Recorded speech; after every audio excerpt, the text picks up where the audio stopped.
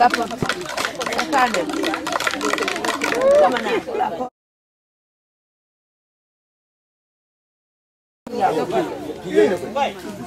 c'est pas comme ça. Ah non, non, je me suis trompé, pardon. Je me suis trompé, pardon. Ça, ça, il fait le prendre et le mettre comme ça. Il lañ koy utiliser. waaw. nii la jël ko def ko sa pokotaan. Comme ça. Allez. Merci.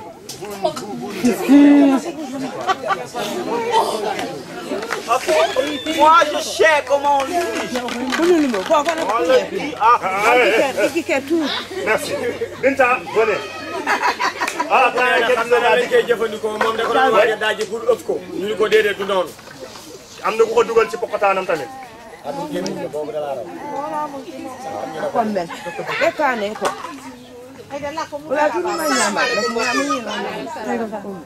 te muy man di sama morom keneen ak keneen góor ñi mën nañoo yàqante bu ñu yàqante bu ñu xool préservatif bi mën nañ koo xottiwaale l'essentiel est que na seen kii rek faj seen aajo faj te da dul yoon ndax préservatif tey mën naa kaa xotti sol ko nu ma ko war a solee waruma ko solee ma dëpp ko dippi waat ko solaat ko neneen takkal naa côté bee ne côté bi nekk ci biir tamit takkal naa ma dem ci.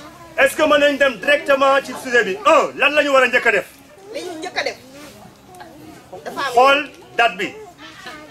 te dafa am yoon parce que fi nga xamee ne moo am kërë-kërë bi date bi fii la nekk. am na binde biñ ciy gis. La première des choses à faire quand on achète un préservatif, c'est de voir, de regarder la date de péremption. bii 2016. bii 8 bii août 2020 la war a jeex. non. Deuxième chose Binta. mooy que ne buñ demee ba di ko xot. waaw buñ demee ba am na ay bëñ. Alors il y a une voie qui est tracée au côté de l'emballage avec des pointillés. C'est là qu'il faut prendre pour le déchirer très délicatement. maanaam nee na côté bi dafa am ay bëñ dafa ñagas bii dafa retax da ngay pousse préservatif bi maanaam capot bi mu sës benn côté. Binta vas-y. nga jël côté bu ñagas bi. nga jël côté bu ñagas mooy féete kaw. nga dagg nii mu tëjeeku après. su ubbee ko. Une fois l'avoir ouvert. nii. dafa am yoon. dafa am yoon. boo koy xool dafay nduroog comme bopp biberon. déet ak njàngale moom day leer. Maintenant si vous regardez bien. Après qu'on ait sorti le préservatif, c'est la recette à bout de tekki. léegi xam nga am na ñenn ñoo xam ne dañ koy génne di yàkkam ci biir bëñ ñu def ko nii. booy xool soo ko defulee sens bu baax bi sens boobu ma njëkk a wane ak bii bokkul. sens bi baaxul mënul taxaw. boo poussé du dem. du dem. léegi nga bëgg koo delloo si waat. waaw pour nga pousse ko xam nga fi nekk yàq nga préservatif parce que takkal nga ci biir biti bi tamit ñu ngi xaar pour takkaat. Maintenant, il ne faut pas l'utiliser à sens inverse. Parfois, la nuit dans le noir, on peut ne rien voir et qu'on peut l'utiliser à contresens. Mais vous allez remarquer que difficilement cela va s'ouvrir. Et vous verrez, et vous saurez donc que ce n'est pas dans le bon sens. su amee air day toj boo demee frotter ñaari yoon ñett rek mu explose. Également, quand le garçon enfile le préservatif et qu'il y ait de l'air dedans, après quelques allers et retours, ça finit par éclater le préservatif. ba tax na fi mu nekk nii boo koy dugal da ngay téye fii. suñu téyee bopp bi ci kaw. Alors on pince le bout du préservatif. boo ko téyee benn ngelaw amu ci. nga dugal. nga pousse. Et on l'enfile. nga pousse. Tout doucement. Jusqu'à Jusqu'à ce qu'elle recouvre entièrement le sexe du garçon.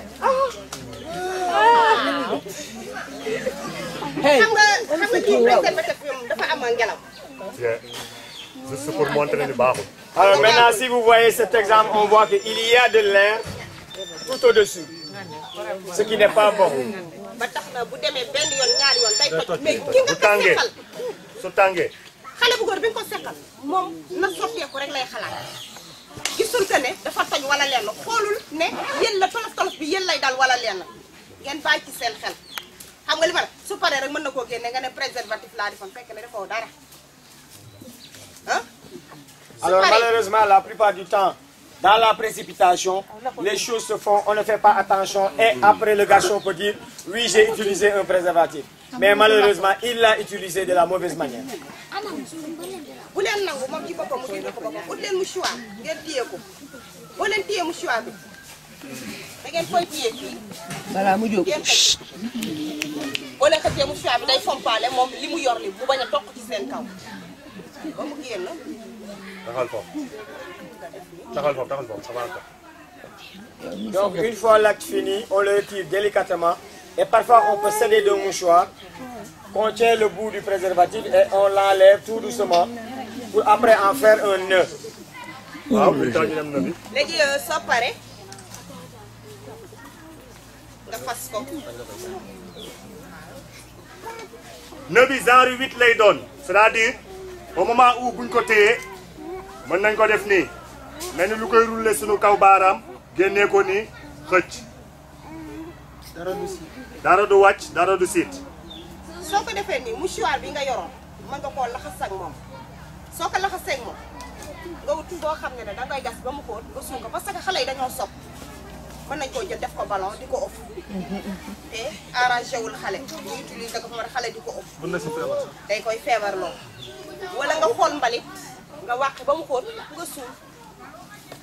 comme aussi mën nañ ko sànni tamit ci fosse douce. wala ci teen bu yàqu sànni ko fële ñëpp gis ko. teen bu yàqu teen bu yàqu bi. waaw naa ci def yokk ko ni xam ngeen li tax mu am solo takk bi. L'autre chose c'est que une fois qu'on a fait le nœud on doit jeter cela aux toilettes. Ou bien, et après on presse, ou bien on verse beaucoup d'eau pour que ça passe. Ou bien on peut l'amener vers la poubelle. Donc on le met dans un sachet et on le met à la poubelle pour après le jeter dans le camion ou bien à la décharge. Ce qu'il faut éviter, c'est que les préservatifs traînent dans la maison ou dans les rues. Parce que les enfants peuvent les prendre et penser que c'est des jouets, des ballons et qu'ils peuvent les utiliser. Donc ça c'est très dangereux.